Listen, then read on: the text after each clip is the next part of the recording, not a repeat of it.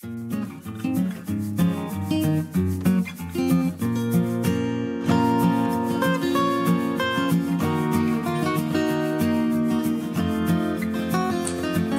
shumai, konnichiwa. Welcome to Abad Abroad. My name is Tris, for those of you who don't know. I'm from the UK, I'm from Wales in the UK, but I currently live in Japan, and I've been living here for 4 months now.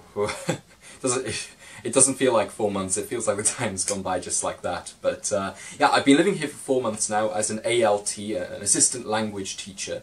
I've been teaching junior high school level. For those of you in the UK, that's secondary school, so it's between the ages of 11 and 15. If you think beginning of secondary school to GCSE level, I teach students of that age range.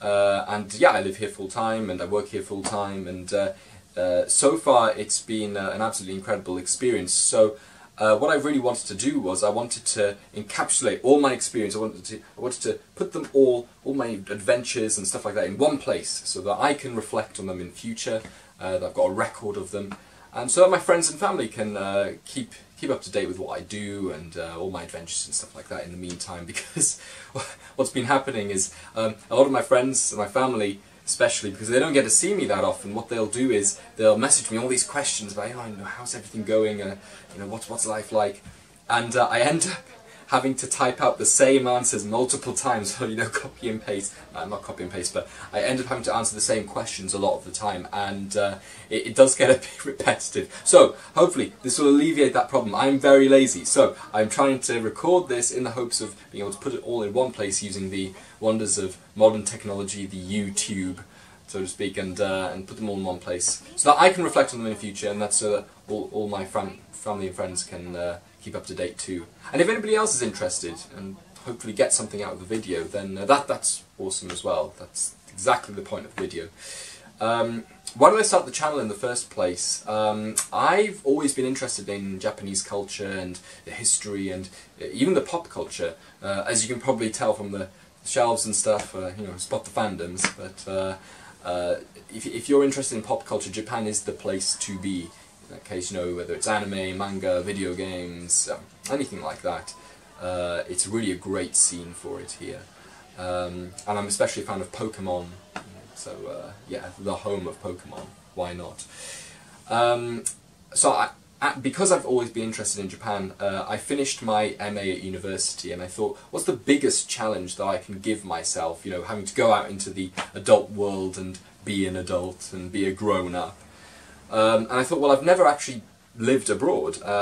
Even during my course at university, I'd never done a year abroad or anything like that. So I thought the biggest challenge I could give myself is not only living abroad, but also learning the language whilst I'm there. And given my natural interest in Japan, it was a no-brainer. It was the perfect excuse for me to come out here and teach English and be an ALT. What should you expect from this channel? I mean, like I said, this is going to be a record of my experiences for friends and family back home primarily. But also, aside from the Japan stuff, I want to sort of talk about some of my hobbies, some of my geeky hobbies that I have. Post reviews about films, video games, stuff like that. But I also play Magic the Gathering and Pokemon, and especially Dungeons and Dragons. So what I was thinking about doing was starting a series of videos where I'd be talking about some of my zany experiences playing D&D, or some tips and tricks that I've learned from the last 10 years of playing the game. So yeah, I'm thinking of doing that soon, so keep your eyes peeled if that's going to be interesting to you. But primarily it will be the Japanese stuff, the travel. I've got a lot of stuff coming up in August. We've just had our last week of term now, so I am free for a little while, which means that I'm going to be doing all kinds of travelling and going to all sorts of exciting places. So yeah, feel free to come along for that if that's what you're interested in. But I'm going to be largely, it's going to feel very improvisational. It's supposed to feel like I'm having a chat with some old friends, and in some cases that's what I'm doing, because I've got a lot of old friends and family watching these videos, and seeing as you don't get to see me that often, I thought I'd give you a little place where you can see this face if ever you miss it. And so you can just go click on the YouTube now, and here I am. Ta-da! You're welcome. So yeah, I'm not going to script anything unless it's to do with reviews and stuff. I'm not really going to script anything, I just want it to be kind of off the cuff. And I wanted this video to be about some of the more common questions that I get over and over again, so that, you know, if anybody else asks them in the future if they want a refresher, they can, you know, I can kind of just link them to this video and say, there you go, I'm on YouTube, you can listen to that one. Yeah, it's incredibly lazy of me, I know, but what can you do? I do actually genuinely have a list of questions that people have asked me quite often, so I'm just going to go through these, and yes, in my old age I have resorted to finally start writing things down on bits of paper and notepads and things like that. I used to be scared because, you know, if you rely on technology too much, I always thought if you rely on your phones, if you rely on notepads too much to remember things, you know, to resort to, like, you know, looking at them and stuff, then you won't remember things as effectively in future. Your brain will turn to mush. I didn't want that, but with the kind of intensive job I have, you know, I have to plan lessons, I'm, you know, doing full-time in school, you know, I come home in the evenings, I've got to do my chores and housework and stuff, and then I fall asleep on the sofa more times than I care to admit, because it's such a tiring job. A rewarding but tiring job is teaching. I've now had to resort to writing things down. So we're going to work through some of these questions and hopefully give you a little bit of an insight into my life in Japan so far. So let's get cracking. Okay, question number one. What's your life in general like in Japan? How would you describe your life? It's crazy. It really is crazy. In the best possible way. You're just as likely to walk down the street and find some kind of street performer or band playing as you are to round the corner and see a giant pumpkin of some kind of reflective material sat there just staring at you. That pumpkin was hot. That was really hot to touch. It had been in the sun for a long time, and the summers here are brutal.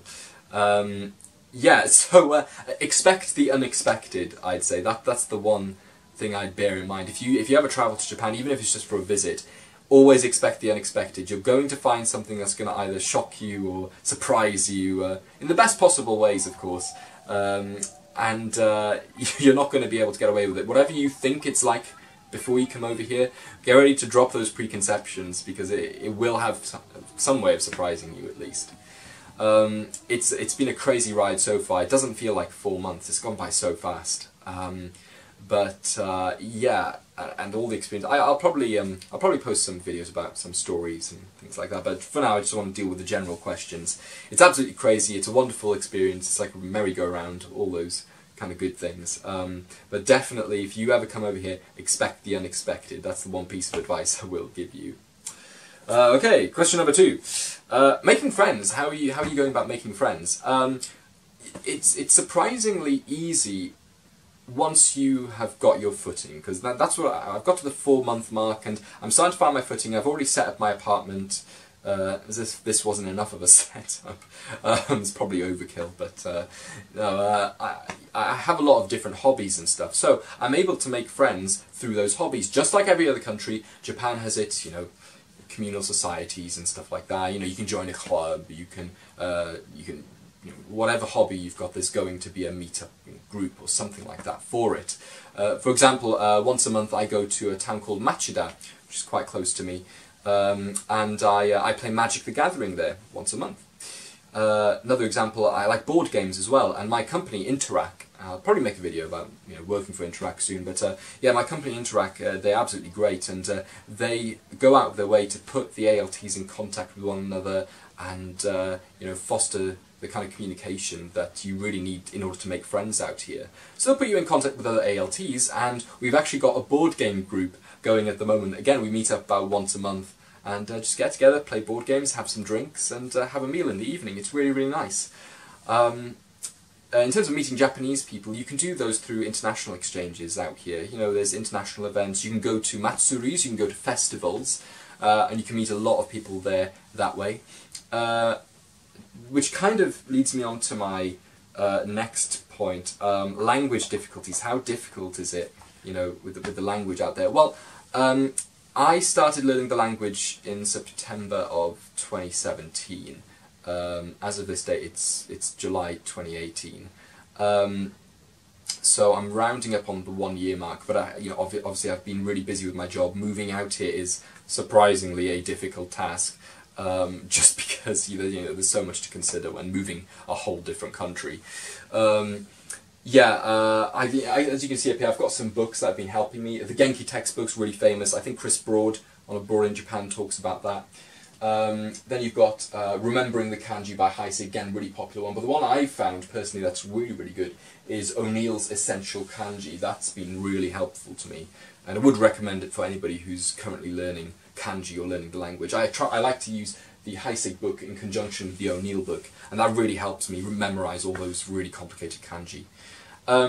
My level is sort of basically conversational, so I can go out, I can have a basic conversation with a person in the supermarket, where I'm buying, checking out with the clerk across the counter, and day-to-day stuff I have absolutely no problems with.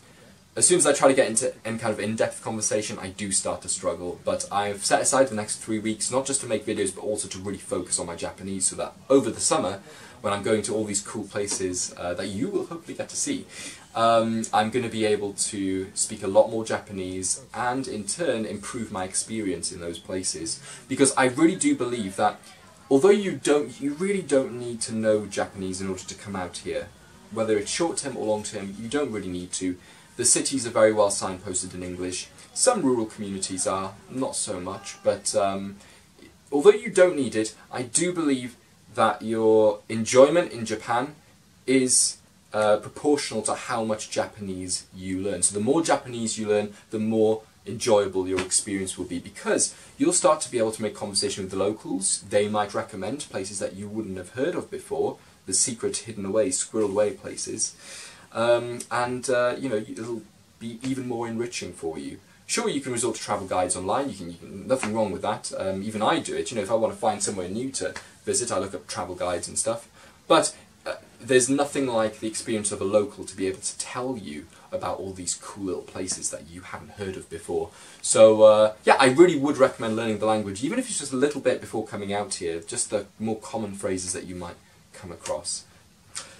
And the last question, school life. What's school life like? Well, I really do think I've landed on my feet with this school. It's been absolutely fantastic. I'll probably do a video by itself just talking about school life, but Japanese students are really some of the most hard-working people I've ever come across. And not just because of the work at school either. Their day starts at like 7 AM when they go to club activities. They start their day with club activities.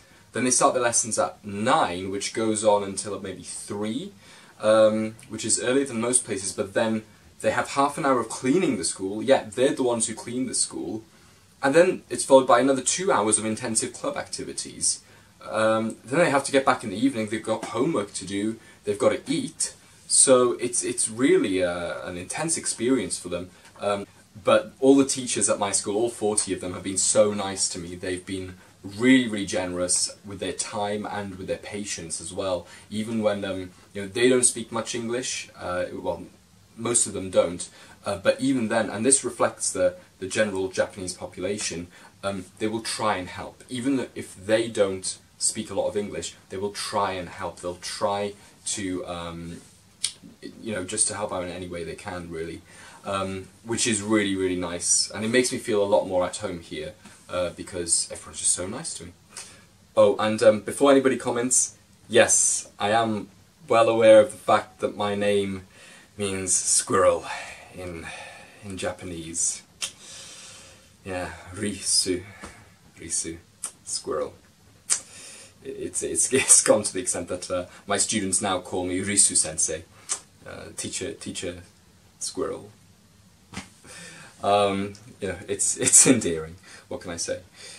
Please. Oh, by the way, please give me some ideas of what you'd like to hear in later videos. If you want to, whether it's pop culture, whether it's do you just want to know what's on my shelves or something like that. Anything you want, whether it's Japanese related or just pop culture. If you want to see me write a review about something, if you want to know my thoughts on something, then please let me know in the comments below or message me, or I'm on Instagram a lot as well, so just send me a message through that. But yeah, it's been absolutely fantastic. I hope in this video I've been able to cover some of the more common questions that I've been getting. If you do have any more questions, please comment them in the commentary boxes below, and I'll read through them, I'll see them, and it'll give me inspiration for future videos as well. Remember to tippity tap on the subscribe button, that big old red button.